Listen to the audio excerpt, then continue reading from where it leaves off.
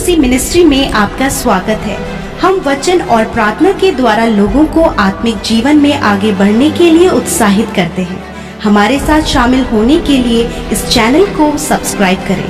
धन्यवाद। Praise the Lord. दोस्तों, हम आपका स्वागत करते हैं आज सुबह की प्रार्थना में। और आज मैं आपसे बात करना चाहता हूं कि कई बार परिवारों में एक दूसरे के प्रति गलत फहमियां पैदा हो जाती हैं। और जब मनुष्य के अंदर एक दूसरे के प्रति गलत फहमियां पैदा हो जाती हैं, जिसके कारण उनके रिश्ते टूटने लगते हैं, उनके रिश्तों में दरार आ जाती है और उनके रिश्ते धीरे धीरे टूटने लगते हैं, रिश्तों में दूरियां आ जाती हैं और धीरे धीरे लोग एक दूसरे से अलग भी होने लगते हैं। कई बार ये केवल इसलिए होता है क्योंकि उन्होंने एक दूसरे को मिसअंडरस्टूड कर लिया। हकीकत कुछ और है, लेकिन उन्होंने अपने मन में दूसरे व्यक्ति के प्रति कुछ गलत विचार उत्पन्न कर दिया है और जिस गलत विचार को उन्होंने सच मान लिया, उस झूठे विचार को, उस झूठी बात को उन्होंने सच मान लिया और उसके कारण उनका जो संबंध था, उनका जो प्रेम था, उनके जो रिश्ता था, वो टूट गया। और कई बार ऐसा देखा जाता है कि किसी दूसरे की बातों को सुनने के द्वारा मनुष्य अपने साथी पर या फिर अपने दोस्त पर या फिर अपने परिवार वालों पर, अपने जानने वालों पर, अपने साथ में काम करने वालों पर दोष लगाने लगता है, उन्हें गलत समझने लगता है। उसके साथ में कुछ गलत नहीं हुआ, लेकिन उसने सुना है इस विषय में और इसलिए उसने वैसा रिएक्ट करना शुरू कर दिया। तो कई बार ये मिसअंडरस्टैंडिंग के कारण परिवार टूटने लगते हैं। मिसअंडरस्टैंडिंग के कारण रिश्तों में दूरियां आ जाती हैं और परिवार अशांति से होकर गुजरता है और संघर्ष से होकर गुजरने लगता है। यदि आपके साथ में कुछ ऐसा है, यदि आपके परिवार में कुछ ऐसा चल रहा है, तो आपको इस बात को समझने की आवश्यकता है कि केवल सुनी हुई बात पर या फिर केवल उस विचार पर जो आपके मन में अचानक से उत्पन्न हुआ, यकीन न करें। तुरंत से उस पर यकीन न करें, उसे जांचें, परखें, धीरज रखें, उसके बाद कोई डिसीजन लें। क्यों मैं ये कह रहा हूं? क्योंकि हम इस बात को अब्राहम के जीवन में देखते हैं। अब्राहम ने भी एक बार किसी दूसरे को मिसअंडरस्टूड कर लिया, गलत समझ लिया उसने उसे, और जब उसने उसे गलत समझा तो उसका बहुत बड़ा नुकसान होने से बचा, बहुत बड़ा नुकसान होते होते बच गया। हम लोग देखते हैं उत्पत्ति की किताब और उसके 20 अध्याय में हम लोग देखते हैं अब्राहम और सारा जो कि हस्बैंड वाइफ हैं, और अब्राहम सारा से कहता है कि तू मुझे अपना भाई बताना और मैं तुझे अपनी बहन बताऊंगा। कारण क्या था? क्योंकि जिस शहर में वो हैं, जिस नगर में वो हैं, अब्राहम का सोचना है कि इस नगर के जो लोग हैं वो बहुत बुरे हैं, बहुत बुरे लोग हैं। ये क्या करेंगे? ये सारा क्योंकि बहुत खूबसूरत थी, इसे देखकर अपनी पत्नी बनाने के लिए या फिर अपने साथ में ले जाएंगे और मुझे मार डालेंगे, मेरी हानि कर देंगे। इसलिए उसने इस विचार को सच मान लिया और उसने वैसा ही किया। जब उस नगर में पहुंचा तो उसने सारा को अपनी बहन बताना शुरू किया और सारा ने उसे अपना भाई बताना शुरू किया। जब वहां के राजा अबीमेलेक को इस बात का पता चला और उसने उसे देखा कि बहुत खूबसूरत है, सुंदर है, इसलिए उसने उससे शादी करनी चाहिए, उससे विवाह करना चाहा। वो अब्राहम के पास जाते हैं, अब्राहम से पूछते हैं, सारा से पूछते हैं, वो दोनों एक दूसरे को अपना भाई बहन बताते हैं। तो इसलिए अबीमेलेक उसे अपनी पत्नी होने के लिए अपने महल में बुला लिया आता है। उसी रात को परमेश्वर ने अबीमेलेक को दर्शन दिया और अबीमेलेक से कहा कि तूने बहुत बड़ा गुनाह कर दिया है। यदि तूने सारा को उसके पति के पास वापस नहीं भेजा, अब्राहम के पास वापस नहीं भेजा, तो इसके बदले तुझे बहुत बड़ी हानि उठानी पड़ेगी। तो अबीमेलेक ने कहा, प्रभु मैंने क्या किया? मैंने कुछ भी गलत नहीं किया, मैं तो निर्दोष हूं, मेरा मन तो सच्चा है। लेकिन परमेश्वर ने कहा कि यह अब्राहम की पत्नी है। और तब अबीमेलेक अब्राहम के पास जाता है और उससे कहता है कि तूने मेरे साथ में ऐसा क्यों किया? तूने आखिर क्यों कहा कि ये मेरी बहन है? तूने झूठ क्यों कहा मुझसे? मेरा बहुत बड़ा नुकसान हो जाता, मेरे राज्य के लोग समाप्त हो जाते, परमेश्वर हमें दंड देता, हम परमेश्वर की दृष्टि में पापी ठहरते। तूने ऐसी बुराई हमारे साथ में क्यों की? तब अब्राहम इस बात को कहता है, उत्पत्ति किताब उसका 20 अध्याय 11 पद यदि आप पढ़ेंगे, वहां पर लिखा है कि अब्राहम ने कहा कि मैंने यह सोचा था। क्या किया? कि मैंने यह सोचा था। देखा नहीं उसने केवल सोचा। और क्या सोचा? कि इस स्थान में परमेश्वर का कुछ भी भय ना होगा, सो ये लोग मेरी पत्नी के कारण मेरा घात करेंगे।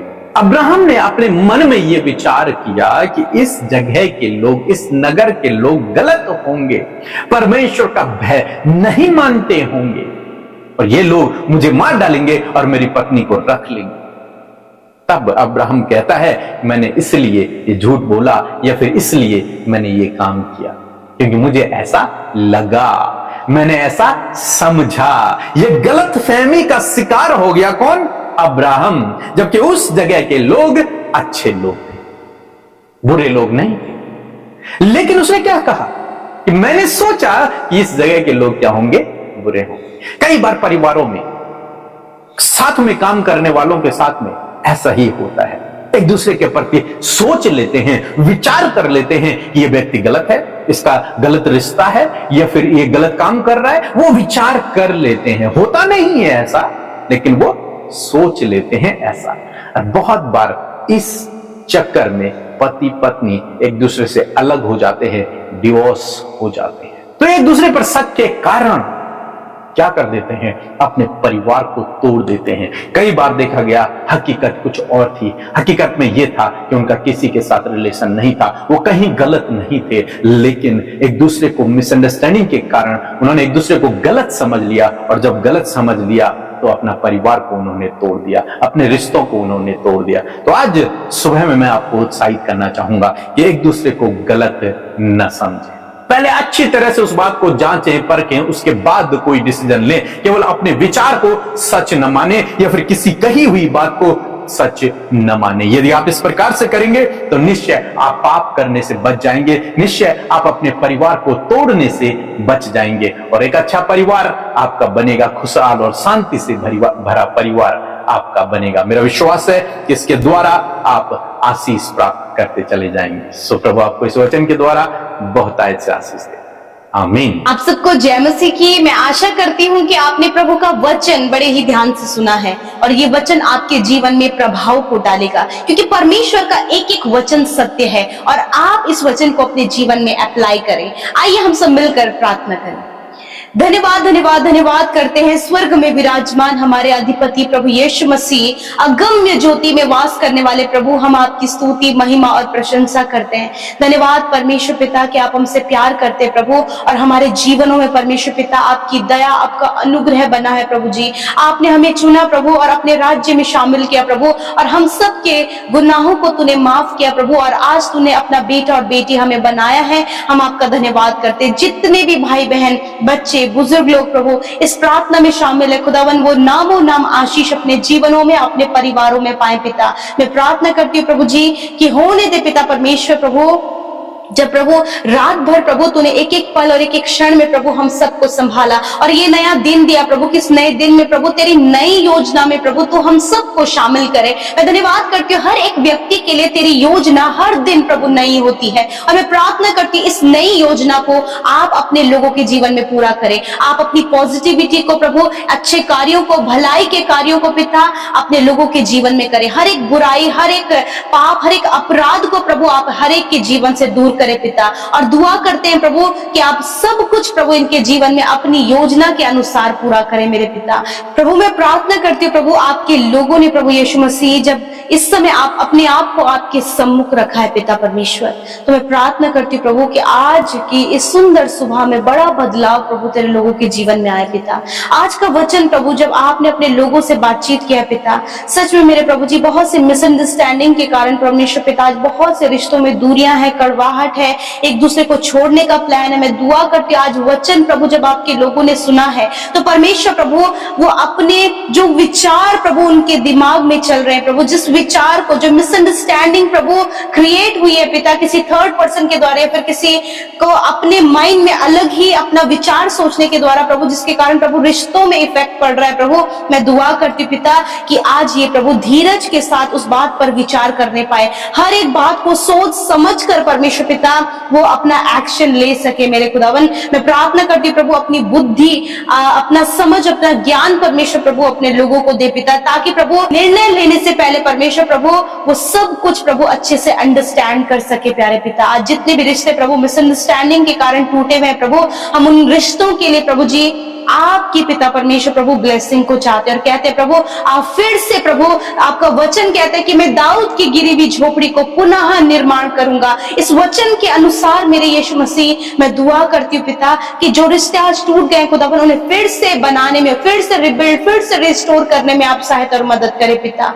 मैं धन्यवाद करती हूँ पिता विशेष कर प्रभु आज प्रभु जी जो भी प्रभु चाहे रिलेटिव्स में प्रभु इनके रिश्ते खराब हैं या फिर प्रभु अपने ऑफिस में या फिर जहां ये काम करते हैं पिता परमेश्वर जो भी कार्य करते हैं वहां पर प्रभु इनके रिश्ते मिसअंडरस्टैंडिंग के द्वारा प्रभु खराब है प्रभु, तो मैं प्रार्थना करती हूँ हर एक मिसअंडरस्टैंडिंग इनके जीवन से, इनके परिवारों से, इनके काम करने वाले क्षेत्र से निकल कर चली जाए खुदावन। इनके विचारों के ऊपर पवित्र आत्मा आप अपने कंट्रोल को ले खुदावन। जिस प्रकार जब हमने वचन को सुना परमेश्वर, अब्राहम ने अपने सोचने के द्वारा अपने जीवन में परीक्षा को लेकर आया और बहुत बड़ी परेशानियों में फंसने से परमेश्वर ने उसे बचाया। मैं प्रार्थना करती हूँ पिता कि यदि आज इनकी सोच के द्वारा प्रभु कोई प्रॉब्लम इनकी लाइफ में है प्रभु जी, तो मैं दुआ करती हूँ प्रभु कि ये फिर से परमेश्वर विचार करने पाए पिता, सोचने पाए परमेश्वर प्रभु, आपके वचन को सुनकर प्रभु ये प्रभु पहले ही प्रभु कंक्लूजन तक ना पहुंचे पिता, वरन प्रभु उस बीच का जो प्रभु समझ है प्रभु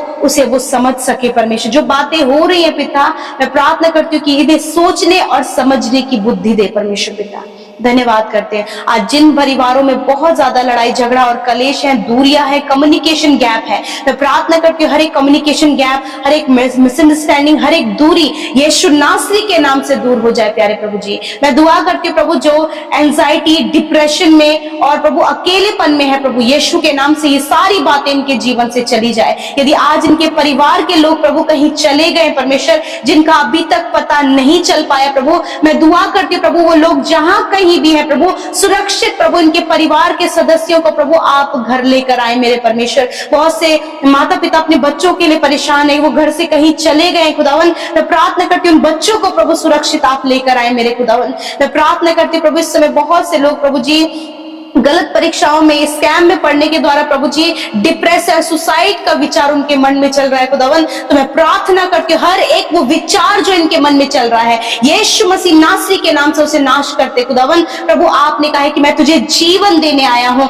खुदावन, तेरा जीवन प्रभु इन भाई बहनों के जीवन में आए खुदावन, वो समझ सके अपने जीवन की वैल्यू को समझ सके खुदावन कि तूने अपने प्राणों को देकर प्रभु इस जीवन को बचाया है पिता। मैं धन्यवाद करती हूँ प्रभु आज जितने लोग नेगेटिविटी है, जिन्हें बहुत ज्यादा डर लगता है, एंजाइटी है, उनको प्रभु बहुत ज्यादा प्रॉब्लम होता है, मैं प्रार्थना करती हूँ हर एक प्रॉब्लम, हर एक डर, हर एक घबराहट, हर एक बेचैनी यीशु के नाम से चली जाए। और आज जितने भी लोग बीमार है खुदावन सर से लेकर पैरों तक, हर एक रोग, हर एक कमजोरी, हर एक एलर्जी, हर प्रकार के heart problem, kidney, liver, stomach problem, हड्डियों का रोग, नसों का रोग यीशु के नाम से इनके शरीर से चला जाए। प्रभु तेरा वचन कहता है कि मैं तेरे रोगों को दूर करूंगा। इसी वक्त सारा रोग, सारी दर्द, सारी तकलीफें प्रभु इनके शरीर से चली जाए। प्रभु जिन बहनों की कोई भी संतान नहीं प्रभु यीशु के नाम से आप उन्हें संतान देकर ब्लेस करे। तेरा वचन कहता है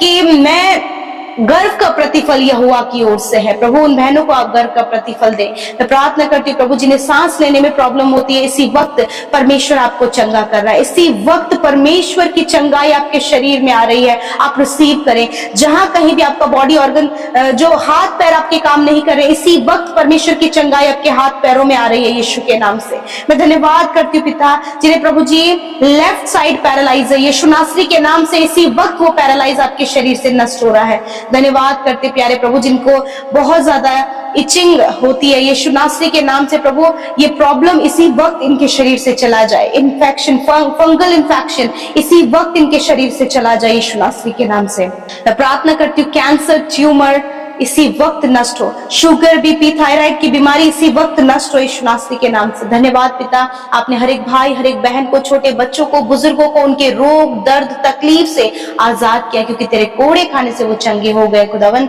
आज की सुंदर सुबह में प्रभु, जहां कहीं तेरे लोग जाते, जब वो घर से बाहर निकलते प्रभु, तेरा वचन कहता कि वो सारी विपत्तियों से तेरी रक्षा करेगा, वो तेरे प्राणों की रक्षा करेगा। यहोवा आने जाने में तेरी रक्षा अब से लेकर सदा तक करता रहेगा। आज के दिन में आप इनके परिवार की, इनके बच्चों की आने जाने में सुरक्षा करें मेरे खुदावन। आज के दिन में प्रभु जिन भाई बहनों का जन्मदिन है खुदा, उन्हें दीर्घ आयु दे प्रभु, अपने उद्धार के दर्शन को दिखाए, उनके हार्ट डिजायर्स को पूरा करे प्रभु जी, हार्ट डिजायर्स को पूरा करे प्रभु। और मैं प्रार्थना करती हूँ पिता कि तेरे चेहरे का तेज प्रभु उनके चेहरे पर चमके खुदा, और ये 365 दिनों में खुदावन आपकी उपस्थिति को, आपकी भलाइयों को महसूस करें, और जिन्होंने आपके राज्य में बोया है प्रभु उन्हें मल्टीप्लाई करें, इनके अंचल के भंडारों पर, इनकी कमाई पर आपकी बरकत आशीष हो। मैं धन्यवाद कर एक प्रार्थना विनती जो YouTube comments, Instagram, Facebook, Telegram के माध्यम से भेजा गया, मैं धन्यवाद करती हूँ कि आपने सुना, उत्तर हाँ आमीन में दिया। धन्यवाद के साथ प्रार्थना यीशु के नाम से मांगते हैं, आमीन।